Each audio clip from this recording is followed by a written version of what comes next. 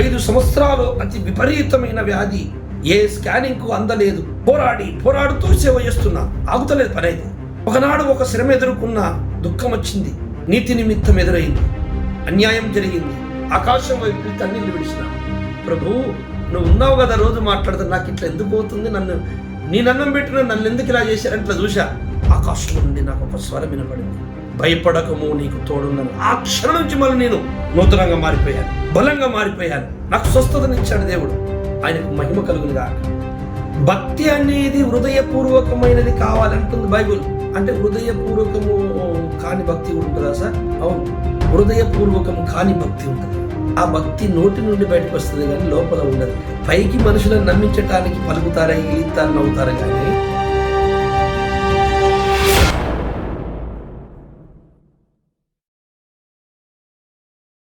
అందరికీ వందనాలు. Praise the Lord. మన ప్రభు అయిన క్రీస్తు నుండి మీకు కృపా సమాధానం కలుగునుగాక. శ్రీ సత్యదేవ మినిస్ట్రీ ఛానల్లో ప్రసారం అవుతున్న విశ్వ విజ్ఞాన వేద పాఠన కార్యక్రమాన్ని వీక్షిస్తున్నటువంటి, చూస్తున్నటువంటి క్రీస్తునందు దాసురాళ్లకు, సహోదరి సోదరులకు, క్రీస్తునందు పిల్లలందరికీ మా నిండు మనసుతో స్వాగతము, ఘన స్వాగతం పలుకుతున్నాం. క్రీస్తు స్వరూపములో చెక్కబడుటకు, ఆయన రాకడకు సిద్ధపడుటకు, అనేక మర్మములను తెలుసుకున్నటకు ఈ పాఠాలను మీరు తప్పక వినవలసిందిగా క్రీస్తు పేరిట వేడుకుంటున్నాను. ఈ ఛానల్ని ఎవరైనా సబ్స్క్రైబ్ చేసుకున్నట్లయితే సబ్స్క్రైబ్ చేసుకోండి, తప్పక లైక్ కొట్టండి. ఈ పాఠాలను ఇతరులకు పరిచయం చేయండి. ఈ పాఠాలను ఇతరులకు మీరు పరిచయం చేయడం ద్వారా మన ప్రభు అయిన క్రీస్తు యేసు నుండి ఈ పరిచర్యలో మీకు పాలు పంపులుంటాయని ప్రగాఢంగా విశ్వాసిస్తున్నాను. మనము సమయము పొనియక నేరుగా లేఖన కాంతిలోనికి మనం ప్రయాణం చేద్దాం.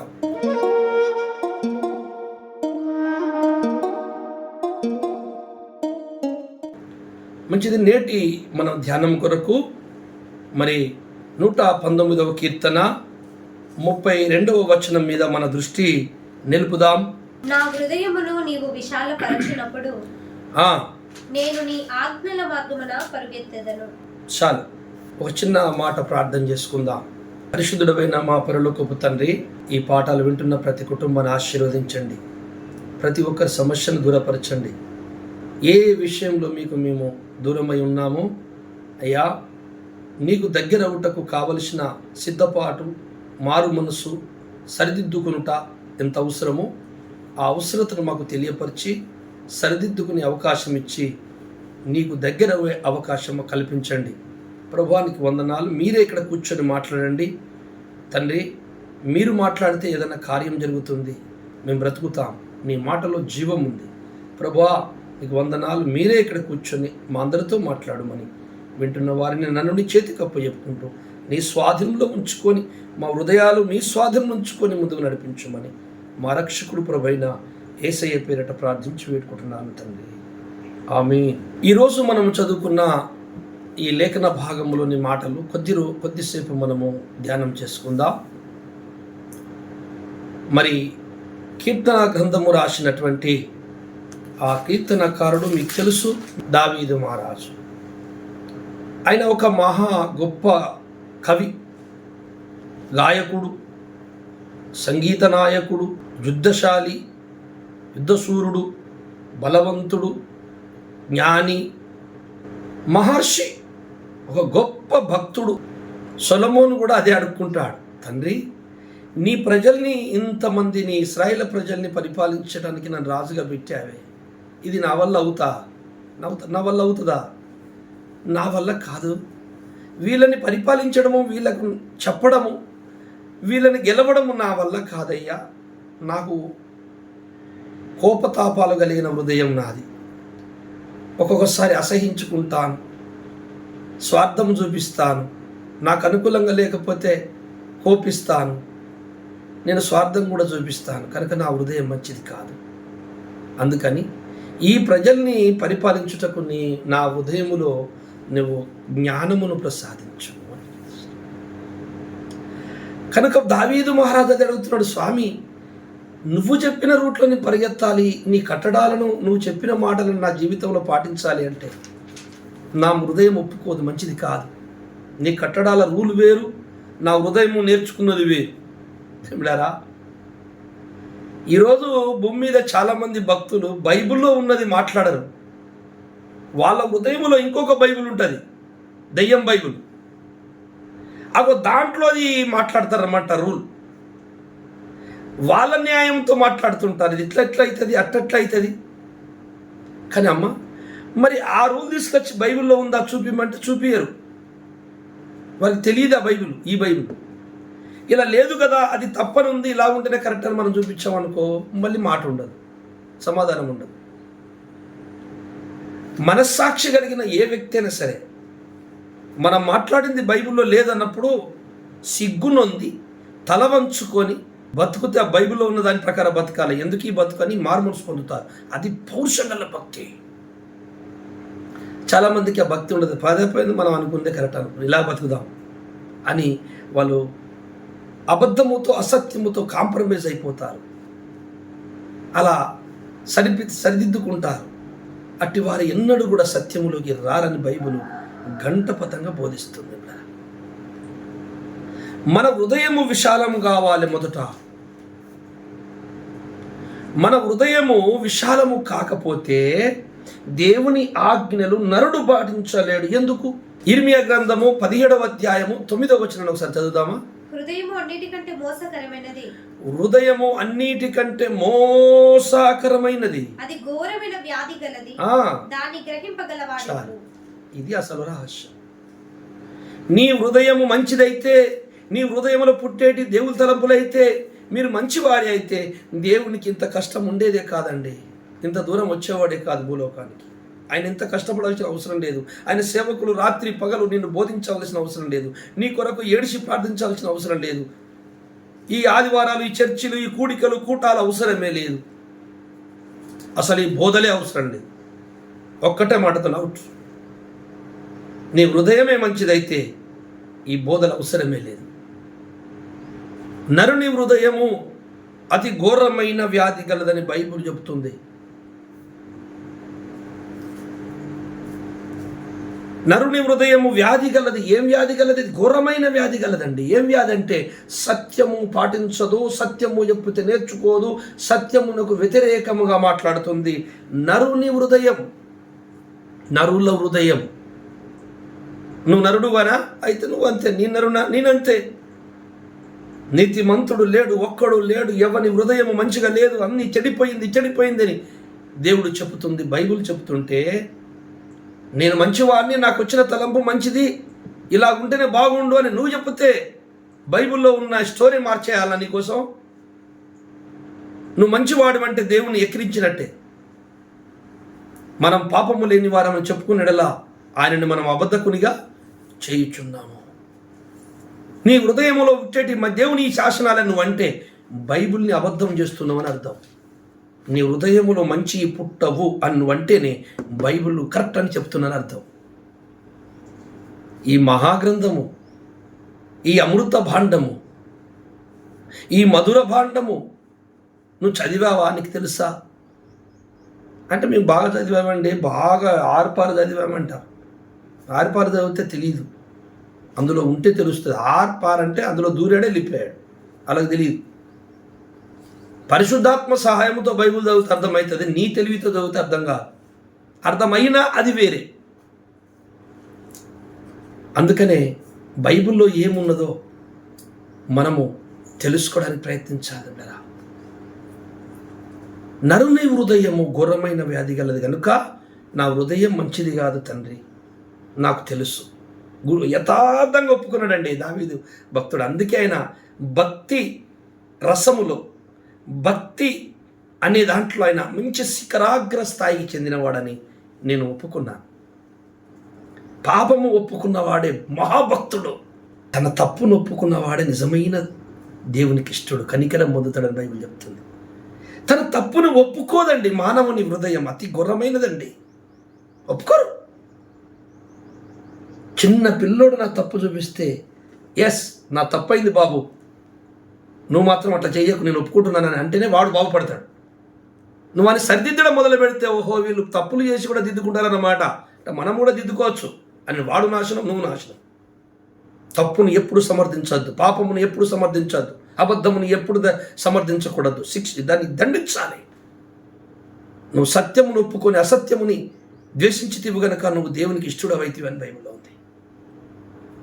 ఆ మనసు మనిషికి లేదండి. ఆ మనసు మనుషులకు ఉంటే ఈ గొడవే ఉండేది కాదు. మీరు మిమ్మల్ని మీరు పరీక్షించుకోండి. చాలా నేను ఇలా ఉదయం అనుకున్నాను, అసలు నేనే వాకింగ్ చేస్తూ నేను అంటే ఎవరు? నా శరీరమా అంటే కాదు. నాకు నేను అనుకుంటున్నాను, నేను అంటే నా తత్వం. అసలు ఎలాంటి రూపము నాదని అద్దంలో చూసుకున్నాను. శరీర రూపమా నేను అంటే? ఈ రూపము కాదు, ఈ రూపము కాదు, ఇది నేను కాదు.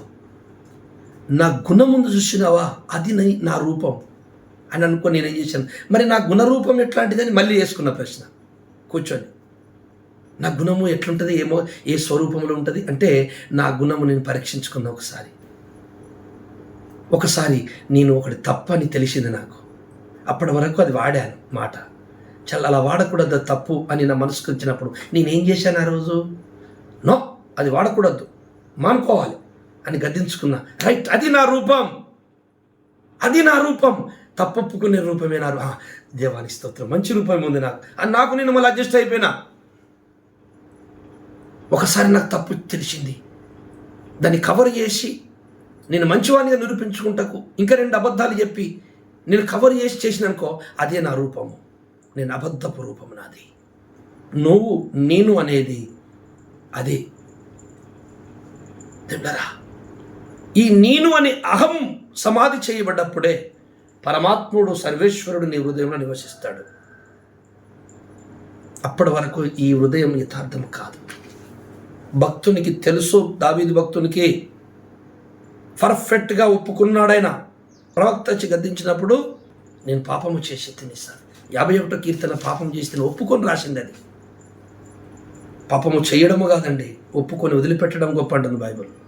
తప్పులు అందరూ చేస్తారు, ఒప్పుకొని మళ్ళీ వదిలిపెడితే నీ లోపల మార్పు వస్తుంది, ముఖముల కలొస్తుంది. నువ్వు చిన్న విషయాన్ని కూడా పట్టించుకొని నువ్వు యథార్థంగా ప్రవర్తించే ప్రయత్నం చేస్తావు. నీ ప్రవర్తనలోనే నీవు మారావని స్పష్టత బయటకు వస్తుంది. తండ్రి, నా హృదయం మొదట విశాలపరచు, ఈ నీ ఆజ్ఞలు తర్వాత ఇక నేను పాటించలేను కానీ నా వల్ల కాదు. ఫస్ట్ హృదయము సంకుచితమై ఉన్నది. సత్య విషయంలో, ధర్మ విషయంలో, తప్పొప్పుకునే విషయంలో నా హృదయం విశాలం లేదు, సంకుచితం, స్వార్థం. నీ మార్గాలు విశాలం కాదు, సంకుచితంగా ఉంటాయి, కష్టంగా ఉంటాయి. కానీ నరకానికి పోయే మార్గం విశాలంగా ఉంటుంది. కానీ నీ సంకుచితమైన ఇరుకైన నీ మార్గాన్నిలో నేను ప్రయాణించాలంటే నా హృదయం విశాలం కావాలి. సారవంతమైన భూమిలో వేసిన విత్తనము, బుద్ధివంతుని హృదయములో నాటిన జ్ఞానం, ఈ 2 ఫలిస్తాయని కవి చెప్పాడు. సారవంతమైన భూమిలో వేసిన విత్తనమట, బుద్ధివంతుని హృదయములో నాటిన జ్ఞానమట, 2 ఫలిస్తాయి. మూర్ఖశిత్తునికి జ్ఞాన ఉపదేశము చేయుట, పిచ్చివాని చేతికి రత్నం ఇచ్చుట, 2 ఒకటే. పిచ్చోని చేతికి రత్నం ఇస్తే అబ్బా ఏం రత్నం అండి, ఇది బాగుందంటాడా? వాడికి ఏది రత్నమేంది, రాయేంది? సామెతల గ్రంథము 9వ అధ్యాయము 8-9 వచనాలు ఒకసారి చదవండి. ఇప్పుడు నేను చెప్పిన మాట ఎంత మంచి కనబడుతుంది అక్కడ. అపహాసకుని గద్దించకుము, గద్దించిన ఎడల వాడు నిన్ను ద్వేషించును. జ్ఞానము గల వారిని గద్దింపగా వాడు నిన్ను ప్రేమించును. జ్ఞానము గల వానికి ఉపదేశం చేయగా వాడు మరింత జ్ఞానము నందును. అది సారవంతమైన భూమిలో వేసిన విత్తనము, బుద్ధివంతునికి బోధించిన బోధ, ఆడు ఇంకా జ్ఞానవంతుడు అవుతాడని బైబిల్ చెప్తుంది. మూర్ఖశిత్తునికి నువ్వేం చెప్పినా తునికరించేస్తాడు. అంటే మూర్ఖశిత్తుడు అంటే ఎవరు? తన తప్పుని ఒప్పుకునే గుణము లేనివాడు. ఈ ప్రపంచములో వాడు ఎంత గొప్పవాడైనా, ఎంత పెద్ద ప్రవక్త అయినా, ఎన్ని వేల సంఘాలు కట్టినా, ప్రపంచానికి నియంత అయినా, రాజైనా, చక్రవర్తి అయినా, భూస్వామి అయినా, సైనికుడైనా, యుద్ధశూరుడైనా, సిపాయి అయినా, ఎంత పెద్దవాడన్నా కానీ నీ అంతగా తన తప్పును ఒప్పుకునే గుణం లేని వాడు ఎవడు దేవునికి ఇష్టం లేదు. ప్రపంచంలో ఉన్న అన్నిటికంటే, అందరికంటే గొప్పవాడు ఎవరంటే, ఆకాశము కంటే గొప్పవాడు, భూమి కంటే గొప్పవాడు, సూర్య చంద్రుల కంటే గొప్పవాడు, పంచభూతముల కంటే గొప్పవాడు దేవుని దృష్టికి ఎవరో తెలుసా? యథార్థవంతులు, హృదయం తన తప్పునొప్పుకునేవాళ్ళు, దేవుడు ఎత్తుకొని ముద్దు పెట్టుకునే కుమారుడు అన్నమాట. ఆ జబితలో దావీదున్నాడు. మనం కూడా ఉండాలి. మన హృదయం విశాలం కావాలి. అప్పుడు ఏం చేస్తామంటే దేవుని ఆజ్ఞలను పాటించడానికి మనకు అనుకూలంగా ఉంటుంది. మన హృదయం విశాలం కావాలి. ఇరుకుగా ఉన్నది, ఒప్పుకోము సత్యాన్ని. చిన్న శ్రమ వచ్చినా సీరియస్ అయిపోతాం. చిన్న మాట అంటే రివర్స్ అయ్యి ఇంకో పాపం చేసేస్తాం, వాళ్ళని తిడతాం. చిన్న కష్టం వస్తే దేవుని మీద ద్వేషం పెంచుకుంటాం. ఎందుకంటే హృదయం విశాలం లేదు. పిరికడంత ఉప్పు తీసుకెళ్ళి చెంబులో పోద్దాం. ఆ చెంబుల నీళ్ళల్లో పిరికడు ఉప్పేసి కలిపి బాగా నాలుక మీద పెడితే విషంలాగా ఉప్పు ఉంటుంది. అదే పిరికడ ఉప్పు తీసుకెళ్ళి బావిలో పోద్దాం. బావిలో కరిగిన తర్వాత బావిలో నీళ్ళు నోట్లో పోసుకుందాం. అసలు ఉప్పే ఏర్పడదు. ఏం జరిగింది ఇక్కడ తేడా అంటే, నువ్వు చిన్న చెమ్ములో కొద్ది నీళ్ళలో వేసిన ఉప్పు ఏర్పడింది, చాలా నీళ్ళలో బావిలో పోసిన ఆ పిరికడు ఉప్పు తెలియలేదు. అదే అంటున్నాడు భక్తుడు, నా హృదయమును విశాలపరచు. క్రీస్తునందు నీ హృదయము విశాలమైపోతే ఎంతటి అవమాననైనా, ఎంతటి శ్రమనైనా, ఎంతటి కష్టాన్నైనా, దేవుడు ఆజ్ఞాపించేది ఎంతటి కఠినమైన ఆజ్ఞ అయినా అవ్వలీలగా నువ్వు నెరవేర్చుకుంటూ వెళ్ళిపోతావు. ఎవరెన్నమన్నా యేసు మీద మనసుంచుకొని ముందుకు సాగుతావు. ఎన్ని ఎదురైనా వెనకడుగు వేయకుండా ముందుకు సాగుతావు. ఎందుచేతంటే నీ హృదయం విశాలం ఉన్నది. ఎన్ని వచ్చి లోపల పడ్డ మాయమైపోతున్నాయి. ఎన్ని కష్టాలైనా కానీ కేర్ చేయట్లేదు. ఎన్ని మాటలు నిందలైనా కేర్ చేయట్లేదు. ఓర్చుకోగలుగుతున్నావు కనుక నీలో మనోశక్తి పెరుగుతుంది. అంతరంగంలో దైవ శక్తి పెరుగుతుంది. దైవత్వం, ఆ శక్తి ఇలా ఓర్చుకునే మానవులలో ఎక్కువ పెరుగుతుంది. ఎక్కువ పెరిగినప్పుడు ఆత్మ స్థిరత్వం అయిపోతుంది, దృఢసిద్ధం అయిపోతుంది. అట్టివాని పునాదిని ఎవడి ప్రపంచంలో ఏ దుష్ట శక్తులన్నీ కూడా కలిసి వచ్చినా ఏం చేయలేదు కదండి. అతన్ని దేవునికి వేరు చేయుట అసంభవం అంటుంది బైబిల్. అట్టివాడు దేవుణ్ణి ప్రేమిస్తాడు, దేన్ని ప్రేమించాడు. నువ్వు కొన్నిసార్లు సత్యాన్ని దేవుణ్ణి ప్రేమించి, కొన్నిసార్లు అసత్యాన్ని అబద్ధాన్ని కూడా నీ మనసు అటు ఇటు బ్యాలెన్స్ అవుతుందంటే ఖచ్చితంగా నీ హృదయం విశాలం కాలేదు. నా హృదయము విశాలపరచుము, అప్పుడు నీ ఆజ్ఞల మార్గమున నేను పరిగెత్తేదను. ఒక భక్తుడు దేవుని దగ్గర ఏమి అడిగాడో ఆ వ్యక్తి, ఆ భక్తుని యొక్క హృదయాన్ని ఒక్కసారి మనం ఆలోచించుదాం. ఇప్పుడు ఆ భక్తుని హృదయం గిట్లా మనకు అర్థమైందంటే దేవుని హృదయము మనకు అర్థమైనట్టు. నువ్వు కూడా సాధన చేసే అవకాశం మీకు దొరుకుతుంది. సామెతల గ్రంథము 30వ అధ్యాయము మీ అందరికీ తెలిసిందే. ఒకసారి తీయండి, 7వ వచనం అనుకుంటే చదవండి. దేవా, నేను నీతో 2 మనవులు చేసుకొనుచున్నాను. రైట్. ఎన్ని అడుగుతున్నాడు? 2 విషయాలు, 2 మనవులు, ఒకటి కాదండి, 2 మనవులు నేను అడుక్కుంటున్నాను. నేను చనిపోక ముందు వాటిని నాకు అనుగ్రహింపుము. వ్యర్థమైన వాటిని, అబద్ధములను నాకు దూరంగా ఉంచుము.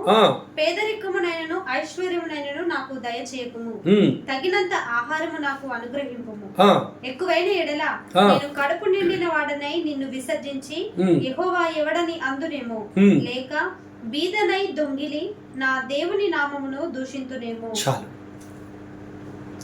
ఒక భక్తుడు తన హృదయము అర్థం చేసుకున్నాడు. నేను ఇంతకుముందు చెప్పినట్టు నేను పరీక్షించుకున్నానే, నేనెవరు, నా ముఖం ఎలాంటిది అంటే ఈ ముఖం కాదు, నా గుణముఖము అని నేను చూసుకున్నా. ఇవాళ పొద్దున చక్కని ముఖమే అది. నా తప్పు తెలవంగానే ఒప్పుకొని వదిలిపెట్టుకునే పౌరుషం గల ముఖమే. పర్లేదు, బాగానే ఉన్నాను అనుకున్నాను. చూసావా? అదన్నమాట ఈ భక్తుల లక్షణం. ఇది ఏంటోనండి, ఈ ఆత్మదేవుడు ఎవరిలో ఉంటాడో అదే గుణం ఉంటుంది. దావీదులో అదే గుణము, సకల భక్తుల్లో అదే గుణము. అది నేను పరీక్షించుకుంటే నా గుణం అదే ఉందని సంతోషపడ్డారు. మీరు కూడా పరీక్షించుకోండి, అదే గుణం ఉంటే దేవునికి స్తుతి కలుగును గాక. ఈ భక్తుని హృదయం అదే పరీక్షించుకున్నాడు. మన హృదయం మంచిది కాదు, అది గలిబిలు ఉంటుంది కనుక దేవుని దగ్గరని అడుక్కోవాలి, విశాలం కావాలి. మనము ఎందుకనే మంచిదే బాబు, అడుక్కునే విషయంలో జాగ్రత్తగా ఉండాలి. మనం భక్తి చేయాలంటే మనం చాలా జాగ్రత్తగా ఉండాలని దావీదేమో నా హృదయం ముందు విశాలపరచు తండ్రి, తర్వాత మీ ఆజ్ఞలు ఇంకా ఉరుకుతా పరిగెత్తుతా, లేకపోతే నా వల్ల కాదు స్వామి అని ఆయన అడిగాడు. సొలొమోను సారి వీళ్ళందరినీ పరిపాలించిన నా వల్ల కాదు, నా హృదయం మంచిదిగా, నేను ఎక్కడ అన్యాయాలు చేస్తానో, ఎవరిని కోపం వచ్చి కొడుతానో చంపుతానో నాకు తెలియదు సార్, దయచేసి నాకు జ్ఞానోత్తులను దయచేయమని జ్ఞానోత్తులను పెట్టు నా హృదయంలో ఆయన అడిగాడు. ఇప్పుడు ఈ భక్తులు అడుగుతున్నాడు, సొలొమోనే సామెతలు రాసింది కూడా. ఆయన ఏమంటున్నాడు, దేవా నీ దగ్గర నేను 2 మనవులు అడుక్కుంటున్నాను, ఏం కావాలి నాయన? నన్ను ధనవంతుని చెయ్యకు, దరిద్రుని చెయ్యకు, బీదవాన్ని చెయ్యకు, ధనవంతుణ్ణి చెయ్యకు. మరి బీదవాడు అంటావు, ధనవంతుడు మరి ఏం చేయమంటావు నాయన? బీదవాన్ని అయితే తండ్రి ఆకలి మంట తట్టుకోలేక నేను దొంగతనం చేసి, దేవుని బిడ్డ దొంగతనం చేసిన 10 మంది చెప్పుకుంటే నేను నామంగా అవమానం వస్తే తండ్రి దండం పెడితే. సరే, ధనవంతుని చేస్తే నాకు నా హృదయం మంచిది కాదు స్వామి, గర్వించిపోతా, దేవుని భయం లేకుండా మాట్లాడతా, మళ్ళా దారి తప్పిపోతా, ఆజ్ఞలు తప్పిపోతా, అయితే ధనవంతుని కూడా ఎక్కువ చెయ్యను. మరి సరే ఏం చేయమంటావు? నాకు తగినంత అనగా నేను రక్షణ కాపాడుకొనుటకు, నీ ఆజ్ఞలు పాటించుటకు, భూమి మీద ఉన్నంత వరకు నీకు ఇష్టడుగా బ్రతుకుటకు నాకు ఎంత ఇస్తే కరెక్టు అంతే ఇవ్వండి. ఒకవేళ నేను ఒక పూటే తినాలరా వీడు, అట్లా తింటే నువ్వు బాగుంటావు, లేకపోతే తప్పిపోతావురా నువ్వు అని గిట్లా మీకు తెలిసి ఉంటే ఆ ఒక పూట భోజనమే పెట్టండి తండ్రి. లేదు 3 పూటలు తిన్నా నువ్వు ఉంటావులే అని నీకు నమ్మకం అనిపిస్తే ఆ 3 పూటలు పెట్టేయండి. నాకు 10 లక్షలు ఇస్తే ఇడు ఉంటాడులే అనుకుంటే ఇవ్వండి. ఏ రోజు ఆ రోజుకి ఇస్తేనే ఉంటావురా, నువ్వు అది ఇస్తే ఆగవరా అంటే అలాగా కానివ్వండి. ఎడు తిరిగి నాకు నా హృదయం అయితే మంచిది కాదు, మీరు అనుకున్నట్టే నన్ను దిద్దండి. అది తన హృదయము, తనకు నమ్మకం లేదు, దేవుని మీద నమ్మకం ఉంది ఆ భక్తునికి. దేవుడారా, బలిమి చేత భక్తి ఎన్నడికి కాదు. గుర్రమును నీళ్ళ దాకా తీసుకెళ్ళగలవు, కానీ గుర్రము చేత నువ్వు నీళ్లు తాగించలేవు, దానికి ఇష్టమైతేనే తాగుతావు. యోబు గ్రంథం 36:13. అయినను లోపల హృదయపూర్వకమైన భక్తి లేని వారు క్రోధము నుంచుకొందురు. హృదయపూర్వకముగా భక్తి లేని వారు లోపలేముంచుకుంటారు? క్రోధము నుంచుకుంటారు. భక్తి అనేది హృదయపూర్వకమైనది కావాలంటుంది బైబిల్. అంటే హృదయపూర్వకము కాని భక్తి కూడా ఉంటుందా సార్? అవును, హృదయపూర్వకం కాని భక్తి ఉంటుంది. ఆ భక్తి నోటి నుండి బయటకు వస్తుంది కానీ లోపల ఉండదు. పైకి మనుషులను నమ్మించటానికి పలుకుతారా, ఈలిస్తారు, నవ్వుతారు, కానీ లోపలంతా వ్యతిరేకత, విషయమే. మీదికి ప్రైజ్ లార్డ్ బ్రదర్ బాగున్నారా అంటారు, కానీ లోపల వాని మీద వీనికి కోపమే. దేవుడు ప్రార్థన చేయకపోతే ఏమని అనుకుంటాడేమో అని చేస్తారు, కానీ వాస్తవానికి హృదయపూర్వకంగా ప్రార్థన చేయరు. దేవుడు వాని గురించి భగవాను గురించి ప్రార్థన చేయమన్నాడు కదా, అందుకే ప్రభువా భగవాన్ని క్షమించుమని నోటితో అంటాడు, కానీ హృదయంతో వాడిని క్షమించాడు. వారికి ఏదైనా నాశనం అయితే బాగుండని చూస్తాడు. ఎన్ని బాధలండి హృదయంతో. అందుకే ఇర్మియా గ్రంథంలో ఆ భక్తుడు పర్ఫెక్ట్గా మాట్లాడిండు, అది మంచిది కాదు కాదు కాదు కాదు, అది ఘోరమండి, నేను పరిశోధన చేసుకున్నా అంటాడు ఆయన. ఘోరమైన వ్యాధి గలదండి హృదయము, మంచిది కాదండి. దాంతో గెలవడం మన వల్ల కాదని పౌలు ఏం చేశాడు, తండ్రి నువ్వు సహాయం చేసిన తప్ప మేము గెలవలేను, మంచిది చెయ్యాలన్న కోరిక నాకు కలుగుచున్నది, కానీ దానిని నేను చేయలేకపోతున్నాను. ఎందుకు చేయలేకపోతున్నావు అబ్బాయి? అంటే ఏంటోనండి, లోపల ఏదో ఉందండి నా లోపల. ఎంత ప్రయత్నం చేసినా మంచి చేయాలనుకుంటాను కానీ కీడే చేస్తా, చెడే చేస్తా. మంచి చేయాలని కోరిక ఉంటుంది కానీ చెయ్యలేను, చెయ్యొద్దని అనుకుంటా, కీడు అనుకుంటా అదే చేస్తా. ఏదో నా లోపల ఒక నియమము పనిచేస్తుందండి. ఆ నియమము పేరే పాప నియమం. అది మానవుని హృదయంలో నివాసం చేస్తుంది. దాన్ని మానవుడు గెలవలేడు, దేవుని సహాయంతో గెలవాలి, గెలుచుకుంటూ పోవాలి. ఇక యేసయ్య వచ్చినప్పుడు ఈ మట్టి శరీరం మహిమగా మారిపోద్ది, పునరుద్ధానం. ఆ రోజు పీడ విరగడైపోతుందన్నమాట. ఈ లొల్లిపోతుంది, ఇక కొత్త శరీరం వస్తుంది కనుక ఈ శరీరంతో మనకు ప్రేరేపణ రాదు కనుక, పాత శరీరం లేదు కనుక ఆ హృదయము ఆ ఆలోచనలతో మనకి ఇక ప్రాబ్లం ఉండదు. కానీ ఈ శరీరం ఉన్నంత వరకు పోరాటం తప్పదు. దేవుని ధర్మశాస్త్రముతో ఈ నియమం పోరాడుతూనే ఉంటుంది. ఈ రెండు ఆలోచనలు భక్తులు ఉంటాయి. గెలవలేవు, ఒక్కడు నీకు నువ్వు గెలవలేవు. దేవుని సహాయం అడుగుమని బైబిల్ చెప్తుంది. అందుకే నా హృదయం విశాలపరచు తండ్రి. మన లోపల దేవుడరా, మన లోపల ఈ లోకము ఉండకూడదు. లోకములో ఉన్నదంతయు, మొదటి యోహాను 2:15 చదవండి ఒకసారి. ఈ విషయం చెప్పి ముగించేస్తాను. ఈ లోకమునైనను లోకములో ఉన్న వాటినైనను ప్రేమింపకుడి. ఎవడైనను లోకమును ప్రేమించిన యెడల తండ్రి ప్రేమ వానిలో ఉండదు. లోకములో ఉన్నదంతయు అనగా శరీరాశయు, నేత్రాశయు, జీవపు డంబమును తండ్రి వలన పుట్టినవి కావు. లోకములో ఉన్నవన్నీ మీరు పాటించకండి. లోకముతో స్నేహము చేయకండి. లోకములో చాలా ఉన్నాయి. మరి అన్నం ఉన్నది, నీళ్లు ఉన్నాయి, బట్టలు ఉన్నాయి, వాహనాలు ఉన్నాయి. మరి అవి కూడా లోకములే ఉన్నాయి కదా, వాటితో మనకెందుకు? వాటిని కూడా మానేయండి, అన్నం తినడం మానేయండి అని అంటలేదు బైబుల్. బైబుల్ ఏం సందేశం ఇస్తుంది? ఉల్టా సీదా మాట్లాడేటోళ్ళకి లోపల వాళ్ళ ఇంకో బైబుల్ ఉంటుంది కనుక వాళ్ళకి అర్థం కాదు. వాళ్ళు అలా బైబిల్తో మాట్లాడతారు. ఇక్కడ దేని కొరకు ట్రాఫిక్ అదే మాట్లాడాలి. లోకములో ఏం ఉన్నదో దానికి, ఏది మా దేవునికి వ్యతిరేకమో దాని గురించి మాట్లాడుతుంది. లోకములో ఉన్నదంతయు నేత్రాశ, జీవబుడ్డమ్మము, శరీర కోరికలు, అవి తండ్రి వలన పుట్టినవి కావు నాయన. అవి మీ లోపల ఉండకూడదు. మీరు లోకములనే ఉంటారు, కానీ ఆ లోకములో ఉన్నవి మీ లోపల ఉండకూడదు. నీటిలో పడవ వెళుతుంది, కానీ పడవలోకి నీళ్లు రాకూడదు. చాలా సంవత్సరాల క్రితం నా అనుభవం, అటు తూర్పున చెన్నూరు అనే ప్రాంతం ఉంటుంది.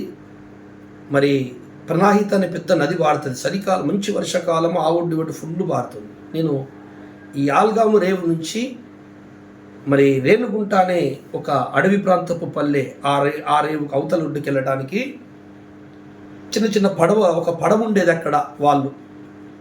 అక్కడ ఏముండవు, బ్రిడ్జిలు. ఆ పడవ మీదకి వెళ్తే అటు వెళ్ళేటోళ్ళు ఎవరైనా మహారాష్ట్ర బార్డర్లకి. అది బార్డర్, అటు మహారాష్ట్ర, ఇటు తెలంగాణ. ఒక పని మీద పోయాం, ఇద్దరు వ్యక్తులు. అయితే ఆ ఫుల్ పారుతున్నాయి నీళ్ళు, అర్జెంటుగా వెళ్ళాలి. మమ్మల్ని ఎక్కించుకున్నారు. వాళ్ళు తెడ్డేస్తున్నాడు ఆయన. అందులో వాళ్ళకు కొన్ని వలలు ఉన్నాయి. ఆ పడవ నాటు పడవ వలలు ఉన్నాయి. 2 గిన్నెలు కూడా ఉన్నాయి, తెల్లయి అల్యూమినియం. అవి ఎందుకో ఏమో మనకేం తెలుసు అని కూర్చున్నాం. ఇలా నా అనుభవంలో జరిగిన సత్యం ఇది. అది చాలా స్పీడ్గా వస్తుంది. ఈ సైడ్ నుంచి వేస్తే అక్కడెక్కడో వెళ్ళి ఆగిపోయింది అనమాట. ఇట్లా క్రాస్కి వెళ్ళిపోతుంది, కొట్టుకుంటా తెడ్డేసుకుంటా. అయితే మధ్యలోకి వెళ్ళినాక ఏం జరిగిందంటే, వాడు ఆ కర్రకి కింద తారు పూశాడు. ఏం పూశాడో ఏదో పెట్టాడు. అది కొంచెం వెళ్ళిపోయి కింద నుంచి పంపులాగా సన్నగా నీళ్లు పడవలో కొడుతున్నాయి. నేనేం చేశాను, బాబు ఈ నీళ్ళు ఏదో లీక్ అవుతుంది అని నేను చెప్పిన ఆయనకి, పడవ ఆయనకి. అయ్యో ఎంత పని అని చెప్పి ఒక్కటి పోయింది, 2-3 సిలులు పడ్డాయి. ఇప్పుడు ఏం చేయాలి? ఆడు తెట్టేస్తున్నాడు. అయ్యా మీరు సాయం చేయాలి మాకంటే. ఏంటిదంటే, ఆ గిన్నెలు తీసుకొని నీళ్లు బయట పోయండి. నీళ్ళు వస్తున్నాయి. ఆ నీళ్ళన్నీ ఎత్తి బయట పోయండి. 1-2-3 సిల్లు పడి బాగానే పడ్డాయి. ఎక్కడైనా మూసి పట్టుకుంటావు. అయితే ఆ గిన్నెలు పట్టుకొని మేము నీళ్లు బయట పడేసుడు, వాళ్ళేమో తెడ్డేసుడు. లేకపోతే అందరం దత్తాం. అమ్మో బతకడం ముఖ్యమని మేము నీళ్లు పోరబోతాం. అయితే నీళ్లు పెరగలేదు కనుక లోపల పడవ మునగలేదు. మేము ఒడ్డుకి వెళ్ళిపోయినాం.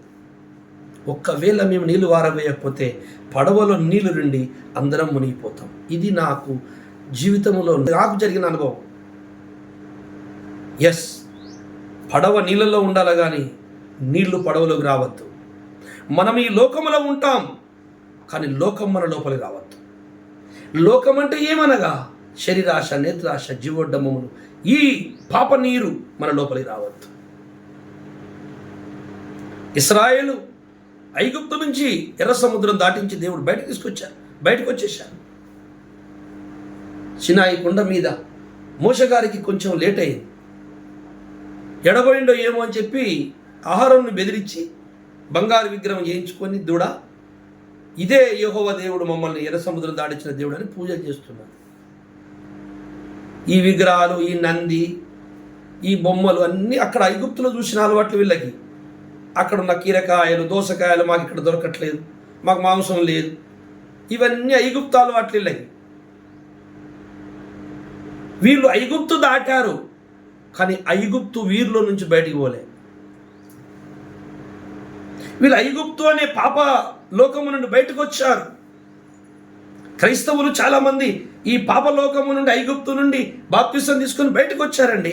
చాలామంది వచ్చారు, సంతోషం. కానీ వారి లోపల నుంచి ఈ లోకం బయటికి పోలేదు. ఇప్పుడు చెప్తున్నా నేను, నీ లోపల నుంచి లోకం పూర్తిగా బయటికి వెళ్ళిన రోజున నువ్వు దేవునికి ఇష్టడవైపోతావు. అయితే నీ లోపల నుంచి లోకం ఒకేసారి బయటికి వెళ్ళదు. అక్కడే ఉంది కిటుకు. దినదినము ప్రతిసారి నువ్వు తప్పని తెలుసుకున్న కొద్ది సాధన చేయాలి, దేవుని సహాయం అడగాలి. నా హృదయాన్ని విశాలపరచు, తప్పొప్పుకునే గుణము దయచే నీ వాంఛను. నా హృదయం అహంకరించకుండా నాకు తగినంత ఆహారం పెట్టు, దినదినము నాకు నేర్పించు స్వామి అని అడుగుతూ ఉండాలి. అలా సాధన చేస్తుంటే నీ లోపల నుంచి నేత్రాశ, జీవబుడములు, శరీర కోరికలు, అన్ని లోకమంతా బయటికి వెళ్ళిపోతుంది. లోకములో ఉన్నదంతయు అది. ఎన్నడైతే లోకమంతా నీకు బయటికి వెళ్ళిపోతుందో అప్పుడు నీ పేరు పరిశుద్ధుడు. అట్టి రూపము నీకు వచ్చే వరకు నాకు ప్రసవ వేదన అని పౌలయ్య అన్నాడు. అయ్యో, క్రీస్తు స్వరూపము మీకు వచ్చేంత వరకు, అంటే దాని అర్థం ఏంటంటే ఆ లోకం మీలోంచి బయటికి వెళ్ళిపోయి యేసయ్యలాగా మీరు కనపడాలి. 1 తిమోతి 6:10 చదువుదాం ఒకసారి. ఎందుకనగా ధనాపేక్ష సమస్తమైన కీడులకు మూలము. కొందరు దానిని ఆశించి విశ్వాసం నుండి తొలగిపోయి నానా బాధలతో తమను తామే పొడచుకుని. రైట్. ఎవరిని ఎవరు పొడిచారు, ఎవరిని ఎవరు చంపుతున్నారంటే ఎవరిని ఎవరు దాని పట్ల ఎవరి నాశనానికి వాళ్ళే పాత్ర ఉంటుంది బైబిల్. ఇది సత్యం. ధనాపేక్ష సకల విధములైన కీడుకు మూలము. ఎన్ని కీడులండి? సకల విధములైన కీడులు. బాబా లెక్కించలేము. నీ సకల విధములైన కీడు, నువ్వు మందిని చంపుతావు, నువ్వు చస్తావు, నాశనం చేస్తావు, మందిని ముంచుతావు, పాపంలో పడతావు, రోగాలకి, వ్యాధులకి, సర్వ బాధలకి, కష్టాలకి, దరిద్రానికి. ఈ అపేక్ష, ధనాపేక్ష అనగానే చాలామంది అనుకుంటారు ధనం ఎక్కువ ఉన్న వాళ్ళు, ధనం మీద ఆశ ఉన్న వాళ్ళే ధనాపేక్ష వాళ్ళని. కాదండి, అదొక్కటే కాదు, పదవి ఆపేక్ష కూడా అది. శరీర కోరికలన్నీ అవే, లోకాశలన్నీ అవే. ధనాపేక్ష అనగానే ధనం ఎక్కువ ఉన్నవాడని కాదు. ఇదే అర్థమవుతలే మనుషులకి. ఒక ఆయనకేమో 10-20 వేలు ఉన్నాయి అనుకుందాం, ఇంకో ఆయనకేమో 20 లక్షలు ఉన్నాయి. ఇద్దరిని తీసుకొచ్చి పెడితే ఈ 1 కోటి రూపాయలు ఉన్నాయన, 1,00,000 రూపాయలు ఉన్నాయి, ఇద్దట్లో ఎవరు ధనాపేక్ష అని వారిని అడిగాను. అయ్యా 1 కోటి రూపాయలు ఉండే ధనాపేక్ష అంటారు. కాదు, అసలు అది ఇద్దరిది కాదు. డబ్బు ఎక్కువ ఉందా తక్కువ ఉందా దాన్ని బట్టి ధనాపేక్ష గలవాడని అంచనా వేయరా. ఆపేక్ష ఎవరికి ఉంది అది పాయింట్. బీదవానికి కూడా ఆపేక్ష ఉంటుంది. రోజు కూలి తెచ్చుకునే వారికి కూడా నేను ఎన్నడైనా 5,000 సంపాదించుకొని తినాలని ఆపేక్ష ఉంటుంది. రోజుకు 5,000 సంపాదించుకోవడానికి కోరిక ఉన్నాడు ఏం చేస్తాడు? అనే కూలికి వెళ్తే 500 వస్తాయి, 5,000 ఎట్లా వస్తాయి? అడ్డదారి దొక్కుతాడు. ఏదైనా పాపం చేయాల్సిందే ధనాపేక్ష ఉన్నాడు. మందిని మీద అబద్ధం చెప్పాల్సిందే, మందిని ముంచవలసిందే, అడ్డదారి తొక్కవలసిందే. ధనాపేక్ష అంటే ఆపేక్ష, పదవాపేక్ష, ధనాపేక్ష, వస్త్రాపేక్ష, అన్ని ఆశలు, కోరికలు. అందంగా ఉండాలి, బట్టలు ఉండాలి, బిల్డింగ్ ఉండాలి, కారులు ఉండాలి, హోదాగా బతకాలి, పెద్దరికం కావాలి, 10 మంది నన్నే మెచ్చుకోవాలి. అపేక్ష అంటే దానికోసం ఏదైనా చేస్తా అది సంపద అనేది ఆపేక్ష. ఈ ఆపేక్ష భక్తునికి పనికిరాదు. అది సకల విధములైన కీడుకు మూలము. ఆ కీడు అది ఎవడు అంచనా వేయనంత ఉంటుందట. తనను తనే పొడుచుకున్నారట వాళ్ళు. అలాంటి ఆపేక్ష గల వారిని ఎవరు పొడవలేదట, వాళ్ళకు వాళ్ళే పొడుచుకొని చచ్చారట. మనము చాలా జాగ్రత్తగా ఆలోచించాలి. హృదయం మంచిది కాదని తెలుసుకుంటే ఇవన్నీ నువ్వు గెలవగలవు. ధనాపేక్ష అనేది మనిషిని సర్వనాశనము చేస్తుందని, అంటే ధనం మాత్రమే కాదు, కోరికలు ఏవైనా అపేక్షలే. అయితే మనము దేవుని మీద ఆపేక్ష కలిగి ఉండాలి. దేవుని వాక్యముతో మనం సత్సంబంధము కలిగి ఉండాలి. ఆ వాక్య ప్రకారం జీవించడానికి ప్రయత్నిస్తే ఎంత దొరికితే గదే సంతోషపడాలి. అది కావాలని కోరిక దీనికంటే దేవుని కంటే ఎక్కువ దేన్ని ప్రేమించద్దని యేసయ్య అందుకని నాకంటే ఎక్కువ దేన్ని ప్రేమించిన నాకు పాత్రుడు కాదు. అందుకే అన్నాడు ఆయన. ఎందుకంటే నాకంటే ఎక్కువ నువ్వు దేనన్నా ప్రేమించావా, అది ధనమే కావచ్చు, అందమే కావచ్చు, వస్త్రమే కావచ్చు, అది నిన్ను కృంగదీస్తుంది, నాకు దూరం చేస్తుంది. ఎందుకంటే సత్యాన్ని పాటించే విషయంలో, లేఖనాన్ని వెంబడించే విషయంలో నువ్వు అందం మీదని కోరిక ఉందంటే ఆ రోజు అవసరం వస్తే ఆ కూడిక బంద్ చేసుకొని బ్యూటీ పార్లర్కి వెళ్ళిపోతావు, తీసుకెళ్ళిపోతుంది నిన్ను ఆ కోరిక. ధనం మీద నీకు ఆశ ఉంటే ఆదివారం చర్చిని వదిలేసి ఆదివారం రోజు ఎవడో 5,000 ఇస్తా అంటే అవసరం అయితే మానేసి వెళ్ళిపోతావు. ఎందుకంటే నీకు ఆపేక్ష ఉంది, నేను లాక్కి వెళ్ళిపోతుంది అది. ఓ అలాగా, మరి ఏం చేయాలి సార్? నా మీద నువ్వు ఆశ పెట్టుకుంటే నువ్వు ఇటే నా దగ్గరికి వస్తావు దాన్ని దింపుకొని. అందుకే మీ ధనం ఎక్కడ ఉండునో మీ హృదయం అక్కడ ఉండును. ఒకవేళ మన ధనము దేవుని దగ్గర దాచామనుకోండి, అక్కడ ఉంటుంది మన హృదయం. అనగా నువ్వు దేవుని సువార్తకు, దేవుని పనికి పెట్టుబడి పెట్టిన వాళ్ళు హృదయం దేవుని మీద ఉంటుంది. నువ్వు నీకు ఇచ్చాను ప్రభా, అంత దాచిపెట్టు, వస్తున్నా. వారి వారి జీతం ఇచ్చుటకు ఆయన న్యాయవంతుడై ఉన్నాడు, ఎవరికి అన్యాయం చేయడు. అన్యాయం చేయుట అసంభవం. సామెతల గ్రంథం 15:16 ఒకసారి చదవండి. నెమ్మది లేకుండా విస్తారమైన ధనముండుట కంటే, నెమ్మది లేకుండా విస్తారమైన ధనముండుట కంటే యెహోవా యందలి భయభక్తులతో కూడా కొంచెం కలిగి ఉండుట మేలు. అది నెమ్మది లేదు, శాంతి లేదు, కానీ విస్తారమైన ధనం ఉన్నది. దేవుడు కలిగి ఉండి శాంతిగా బ్రతకడం మేలు కదా, కొద్దిగా ఉన్న కానీ. దేవుడు లేని కుటుంబము, దేవుడు లేని జీవితము. దేవుడరా, మీరు అనుకుంటున్నారు కోట్లు కోట్లు కోట్లు ధనవంతులు ఉన్నందరూ మంచిగా ఉన్నారండి అనుకుంటున్నారు, అంత విషయం లేదండి. ఒక్క రాత్రి శాంతి లేదు వాళ్ళకి. శాంతి, నెమ్మది అనేది, సంతోషం అనేది ధనంతోనే రాదో. నేను అనుభవిస్తున్నా, నాకు అప్పులు, బాధలు, కష్టాలు విపరీతంగా ఉన్నాయి. కానీ యేసయ్య మాట్లాడతాడండి రోజు సాయంత్రము, పొద్దున, ప్రతి క్షణము ఆయన మాట్లాడుతుంటే ఏమనిపిస్తుందంటే, అరే ఇంత మర్మములు తెలుస్తున్నాయి కదా నాకు, డబ్బు ఏది లేకపోతే ఆయన గెలిపిస్తాడులే అని ధైర్యంగా ముందుకు వెళ్తున్నా. సంతోషం కలుగుతుంది, ఆనందం కలుగుతుంది. రేపు చనిపోయినా పర్లేదు రాబాయ్, దేవుడైతే తోడున్నాడు. అది నిజమైన ఆరోగ్యం. 5 సంవత్సరాలు అతి విపరీతమైన వ్యాధి, ఏ స్కానింగ్కు అందలేదు, ఎక్కడ పోయినా ఏం వెళ్తలేదు. పోరాడుతూ సేవ చేస్తున్నా, ఆగుతలేదు పని. అయితే ఒకనాడు ఒక శ్రమ ఎదుర్కొన్న, దుఃఖం వచ్చింది, నీతి నిమిత్తం ఎదురైంది, అన్యాయం జరిగింది. ఆకాశం వైపు కన్నీళ్ళు విడిచిన, ప్రభు నువ్వు ఉన్నావు కదా, రోజు మాట్లాడుతా, నాకు ఇట్లా ఎందుకు అవుతుంది, నీ అన్నం పెట్టిన నన్ను ఎందుకు ఇలా చేశారని ఇట్లా చూశా. ఆకాశం నుండి నాకు ఒక స్వరం వినపడింది, భయపడకము, నీకు తోడుందని. ఆ క్షణం నుంచి మళ్ళీ నేను నూతనంగా మారిపోయాను, బలంగా మారిపోయాను. నాకు స్వస్థతనిచ్చాడు దేవుడు, ఆయనకు మహిమ కలుగును గాక. ఒకనాడు కాలం వస్తుంది, సాక్ష్యం చెప్పు, నా జీవిత సాక్ష్యం అంతా చెప్పాలని నేను అనుకుంటున్నాను. ప్రార్థన చేయండి స్నేహితులారా. ఇదే ఒక ఛానల్లో వేద పాటలు అనే కార్యక్రమంలో నేను ఖచ్చితంగా నా సాక్ష్యం చెప్పే రోజు త్వరలోనే ఉంది. నా సాక్ష్యము చాలా పెద్దది. నా జీవితంలో చాలా కష్టాలు పడ్డా, కొన్ని భాగాలుగా చెప్పాలని ఆశపడుతున్నాను. తప్పకుండా మీరు ప్రార్థన చేస్తే నాకు రోజు వస్తుంది, నేను చెప్తాను. దేవుని మీద నమ్మకం పెట్టుకున్నాడు ఎవడో చెదిరిపోడు, ఇది గ్యారంటీ. అది నేను అనుభవిస్తున్నాను. కొంచెం ఉన్నను దేవుడు ఉండాలి.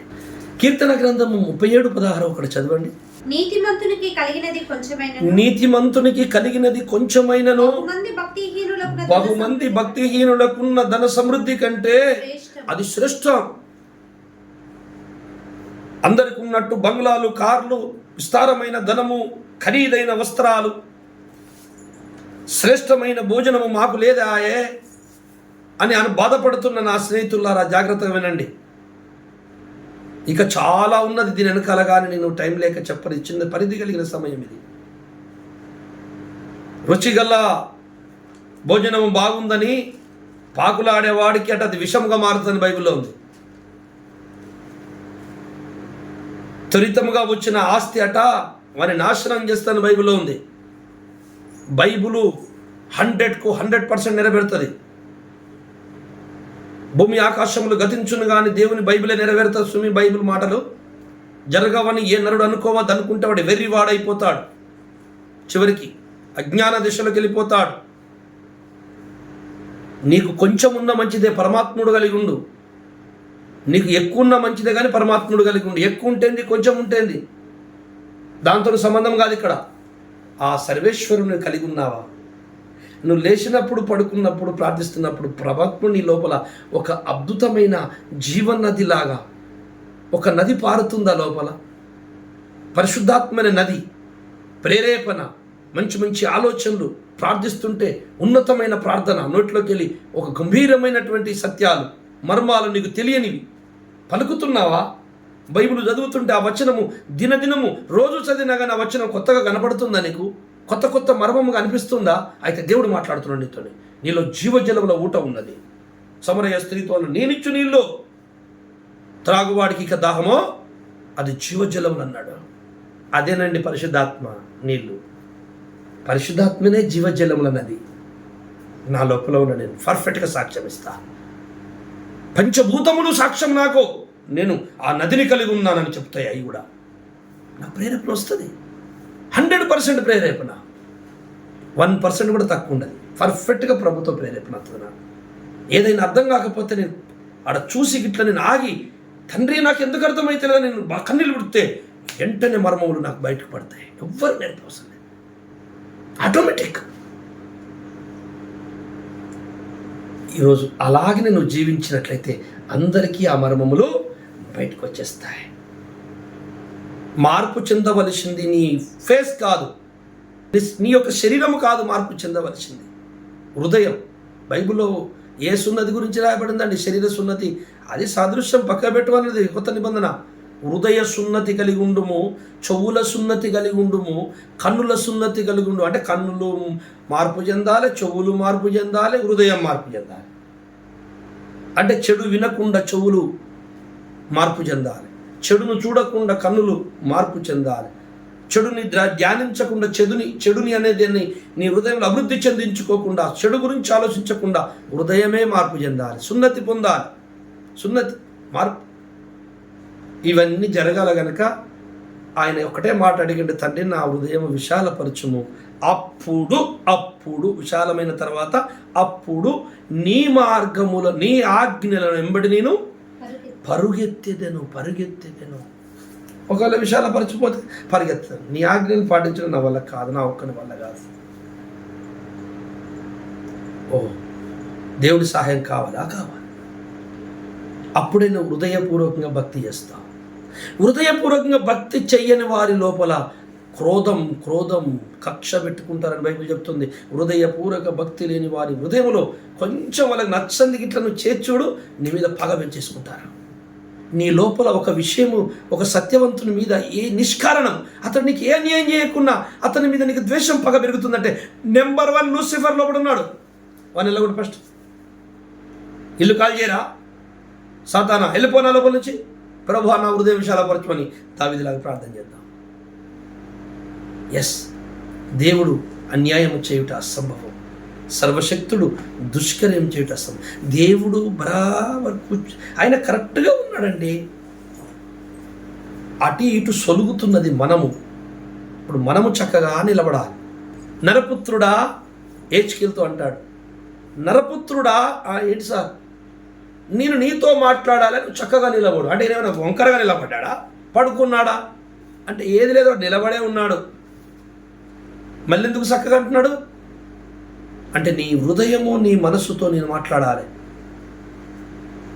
స్నేహితులారా, బైబిల్లో ఉన్నది హానోకు దేవునితో నడిచాను అంటే అక్షరాల మనిషి చేయబట్టుకొని నడిచినట్టు కాదు. ఆయన చెప్పినట్టు ఆయన ప్రేరేపణ కలిగి అతడు ప్రయాణం జీవం సాగించాడట. అది దేవునితో నడవడం. నరపుత్రుడా నేను నీతో మాట్లాడాలి. నువ్వు చక్కగా నిలబడితే మాట్లాడతావు. అంటే నీ హృదయమును నిలకడగా, నీ మనస్సును నిలకడగా ఉంచు, నీతో మాట్లాడాలి. మన హృదయంతో దేవునికి సత్సంబంధం కలిగి ఉండాలి. హృదయముతో దేవునికి సంబంధం కలిగి ఉండాలి. దేవుడికి, నరుడికి, భక్తునికి బంధమే హృదయంతో ఉండాలి. అందుకే నీ హృదయములో ఉన్న ఆలోచనను బట్టి దేవుడు నీకు తీర్పు తీరుస్తాడు. నీ మనస్సాక్షిని బట్టి దేవుడు నీకు తీర్పు తీరుస్తున్నాడు. చూసారా, నువ్వేం చేశావన్న దేవుడు పట్టి కాదక లెక్క, ఏమనుకొని చేశావు. నువ్వు ఇచ్చే కానుక నువ్వు ఎంత ఇచ్చావు అన్నది కాదు అక్కడ పాయింట్. అందుకే కదా కానుక పెట్టి అక్కడ ఊపని ఈ బీద విధవరాలు వేసిన కానుక గొప్పదన్నాడు యేసయ్య. విషయం ఏంటంటే మీరు ఉన్న దాంట్లోకి వెళ్ళి తెచ్చేశారా నాయన, మీరు మంచోళ్ళే, నీకు కాదట్లేదు. కానీ ఈమె ఉన్నదంతా మీద తెచ్చేసింది. చూసావా, ఇప్పుడు ఎక్కడ పట్టుకుంటున్నాడు ప్రభు? హృదయం పట్టుకుంటున్నాడు. నేను నీతిమంతుణ్ణి అని పరిచయుడు ప్రార్థన చేశాడు, సరే బాగానే ఉంది. కానీ సుంకరి బూడిదలో ఊకొని నాకు ఆ అదృష్టం లేకపోయా తండ్రి నన్ను క్షమించని ఎడుతున్నాడు. ఇది అంతకంటే కొంచెం గొప్ప అంటాడు. 99 మంది నీతిమంతులు ఉన్నారా? బాగానే ఉంది, ఉండండి. కానీ ఒక పాపి భయంకరమైనటువంటి ప్రచారం పొందుతున్నాడు. వీడు ఇంకా పండుగ చేసుకుంటా వీని ద్వారా అంటున్నాడు. విందు జరుగుతుందట వాని విషయం. అంత దేవుని లక్షణాలు, దేవుని యొక్క పద్ధతి అంతా మానవ ఆలోచనలకు వ్యతిరేకంగా ఉంటుంది. మరి మనం మన ఆలోచనలు తీసుకెళ్ళి దేవునికి పూసేద్దాం అనుకుంటే కుదరదు. సూర్యుని మీద ఎవడో ఉంచాడట, నేను పెయింట్ వేద్దామని, అగ్గి దగ్గర నిప్పుకి పెయింట్ వేద్దామని బ్రష్ పట్టుకుని వెళ్ళట ఎవడో. ఆయన నిప్పు లాంటి వాడు. ఆయన నిన్న నేడు ఏకరీతిగా ఉన్నాడు. మీతో ఈరోజు మాట్లాడు. మీ హృదయం ఫస్ట్ విశాలం చేసుకోండి. అది సంకుచితమై ఉన్నది, ఒప్పుకుంటలేదు సత్యాన్ని, ఈగోతో నిండి ఉన్నది, తప్పు చూపితే ఒప్పుకోదు, అహంకారంతో నిండి ఉన్నది, కోరికలతో నిండి ఉన్నది, ధనాపేక్షతో నిండి ఉన్నది, లోకాశలతో నిండి ఉన్నది. అది ఒప్పుకుంటలేదు సత్యాన్ని. తండ్రి, అందులో ఉన్న చెత్తను నువ్వు తొలగించి నన్ను విశాలపరచు, అప్పుడు నీ ఆజ్ఞలతో నింపుకొని పరిగెత్తుతా. అది అసలు మాట. ఈరోజు మీరు అడగండి, నేను అడుగుతా. నేనైతే అడుగుతా రోజు, ఇంకేమన్నా ఉందో ఏమో ప్రభువా, నీకు ఆయాసకరమైనవి, నీకు దుఃఖం పెట్టించేటివి, నీకు ఆటంకం చేసే గుణాలు ఏమైనా ఉన్నాయా? ఉంటే తీసుకుంటా, సహాయం చేయి. తీసేయగా తీసుకుంటాను, నువ్వు నాకు సహాయం చేయి. విశాలపరుచున్న హృదయం తీసుకునేంత మనసు నాకు ఈ తప్పును ఒప్పుకుని, నా తప్పుకు ఒప్పుకొని వదిలిపెట్టుకునే అంత మనసు నాకు ఈ అని అడుగుతాను. మీరు కూడా అడగండి. చేసినదే మేము చెప్పేదేమో, ఏదైతే చెప్తున్నామో అదే చేస్తాం. అదే పౌరుషం గల భక్తి. మంచి గుణము లేని అందం, సంస్కారము లేని చదువు, అమల్లో పెట్టలేని నీతి సూక్తులు, ఈ మూడు కూడా సువాసన లేని పుష్పము లాంటి అని ఒక కవి అన్నాడు. సువాసన లేదేం లేదు, అదే ఆ పువ్వులు. ఎందుకంటే పుష్పాలు ఎవరైనా జర మంచి వాసన, మల్లె పూలు, ఆ పూలు, ఈ పూలు మంచిగా ముద్దుగా తీసుకుంటారు. వాసనే లేని పూలు, జిల్లెడు పూలు తీసుకెళ్ళి బాగున్నాయి అనుకుంటారు ఎవడన్నా? నీకు అందం ఉంది, నిన్ను చూస్తే అందరూ చూడబుద్ధి అవుతుంది. చక్కటి అందగాడివి, అందగత్తెవి, చూస్తే ఆహా ఎంత మంచి అందం ఉన్నది, నవ్వులు కనపడతాయి, ప్రేమ ఉట్టిపడుతున్నట్టు కనపడుతుంది. కానీ లోపలంతా చెడు గుణాలే, లాభమేముండదండి. ఓ గొప్ప గొప్ప చదువులు చదివావు, పెద్ద పెద్ద మాటలు మాట్లాడుతావు, ప్రసంగాలు చేస్తావు, కానీ ఏం లాభం? సంస్కారం లేదు నీకు, నైతిక విలువలు లేవు నీకు. ఎవరితో ఎలా మాట్లాడాలో, ఎవరికి ఎలా విలువీయాలో తెలియని వాడు. పెద్దలు వస్తే కేర్ చేయవు, వయసుకు విలువీయవు. క్రైస్తవుడు నిమ్లరా, నీకంటే పెద్ద వయసులో ఉన్న వారికి విలువ ఇవ్వడం నేర్చుకోవాలి. నీ పిల్లలకు అవే నేర్పాలి. నీతి మాటలు చెప్పుతావు, బోధలు చేస్తావు, కానీ నువ్వు మాత్రం పాటించవు. లాభం ఏం లేదు. సువాసన లేని పుష్పం లాంటి క్రైస్తవుని కదిలిస్తే సువాసన బయటికి రావాలి. మల్లెపూల చెట్టు మీద కప్పిన వస్త్రమును తీసి దులిపితే వాసన వచ్చినట్టు క్రైస్తవుడు క్రీస్తు బిడ్డని ఇట్లా కదుపుతే పరిమళం బయటికి రావాలి, వాసన, స్మెల్. మేము రక్షింపబడే వారికి జీవపు వాసన, నశించే వారికి అతుకు. చూసారా, మరి వాసన అనగానే మీకు అట్లా అంటాడు అనుకుంటారు కదా. అది బైబుల్లేనా? ఆయన తెలియదు బైబుల్. మీ లోపల ఇంకో బైబుల్ ఉంటుంది.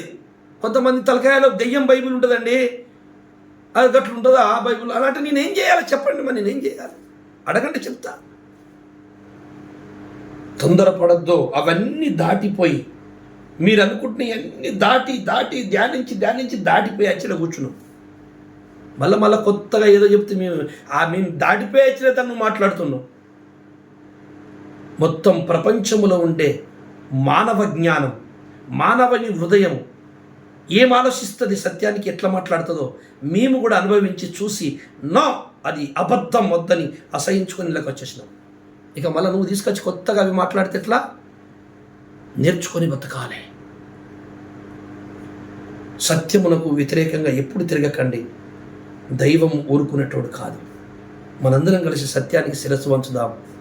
ప్రభు దగ్గర మనందరం ప్రార్థిద్దాం. తండ్రి, నా హృదయం విశాలపరచు, నీ ఆజ్ఞలు పాటించే భాగ్యం నాకు దయచేయి. ఈ పాఠము మీ హృదయాల్లో దేవుడు ఫలింపచేయుగాక ప్రార్థన చేసుకుందాం. పరిశుద్ధుడా, మా పరమ తండ్రి, దయగల్ల ప్రభువా, చిన్న మాటలే గొప్ప మర్మాలేం కావు, కానీ అందులో అనంతమైనటువంటి సత్యం ఇమిడింది స్వామి. మనిషిని బ్రతికించే సత్యం, మనిషిని దైవరూపములోకి తీసుకెళ్లే సత్యం, నరుడు దేవునితో నివాసం చేయగలిగే సత్యం ఎంతో ఇమిడి ఉన్నది అర్థం చేసుకుంటే.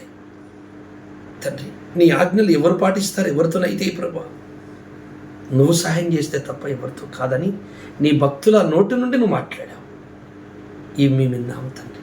ఇదిగో మా లోపల ఈ లోకం ఉండకూడదు. మేము లోకములోనే ఉన్నాం, కానీ మా లోపల లోకం ఉండద్దు. మా లోపల నుంచి లోకము వెళ్ళిపోవాలి బయటికి. తండ్రి, నీటిలో పడవ ఉండాలి, కానీ పడవలో నీరు రావద్దు, ప్రమాదం. అలాగే మా లోపల ఈ లోకం అనే నీరు లేకుండా తొలగించుకొనుటకు, మార్చుకొనుటకు, సత్యమును ఒప్పుకొనుటకు, అబద్ధముని వదులుకొనుటకు కావలసిన అయ్యా నీ దివ్య శక్తిని మాకు ప్రసాదించు. మా హృదయం మొట్టమొదట ఆ ఒప్పుకునే గుణం రావాలంటే విశాలపరచు. సంకుచిత హృదయమా, నాలోను ఈ పాట విన్న ఈ బిడ్డలలోను యేసు నామములోను వదిలి వెళ్ళిపో. అందరి హృదయం విశాలమై ఆశీర్వదింపబడి దైవ సన్నిధికి దగ్గరవుదుముగాక. తండ్రి, సహాయము చేయమని, ఫలింప చేయమని మా రక్షకుడు ప్రభువైన యేసు నామములో ప్రార్థించి వేడుకుంటున్నాను తండ్రి. ఆమేన్, ఆమేన్, ఆమేన్. అందరికీ వందనాలు. Praise the Lord. మరొక దినం కలుసుకుందాం. దేవుడు మిమ్మల్ని ఆశీర్వదించును గాక. Praise the lord.